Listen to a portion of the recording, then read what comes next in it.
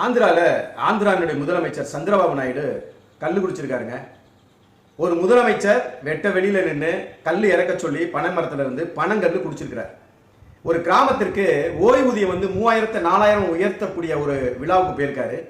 விழாவை முடிச்சுட்டு ஓய்வூதியம் வாங்கக்கூடிய ஒருத்தர்கிட்ட அந்த ஓய்வூதியத்தை முதல் முறையா கொடுக்கறதுக்காக அவர் வீட்டில் போய் கொடுக்குறாரு. அப்ப அவங்க வீட்டில் இருந்த பனை மரத்துல இருந்து கல் இறக்கப்பட்டு அங்கேயே அந்த பனை ஓலையிலேயே ஐயா சந்திரபாபு நாயுடு அவருங்க கல்லு குடிச்சிருக்கிறாங்க. கல்லு குடிச்சதும் இல்லாம அதை சமூக வலைதளங்கள்ல அவங்களே பதிவிட்டு இருக்கிறாங்க. அப்ப தமிழ்நாடு போக மற்ற மாநிலங்கள்ல எல்லாம் இந்த பனை கல்லு அப்படிங்கிறது ஒரு அங்கீகரிக்கப்பட்ட ஒரு பொருளாக ஒரு பானமாக தான் அது கருதப்படுகிறத தவிர தமிழ்நாட்டில் மட்டும்தான் அது இல்லை. ஏன் அப்படின்னா அப்பதான் சீம சரக்கு இங்க இருக்கக்கூடிய மது ஆலை இதெல்லாம் விற்பனைக்கு போகும்.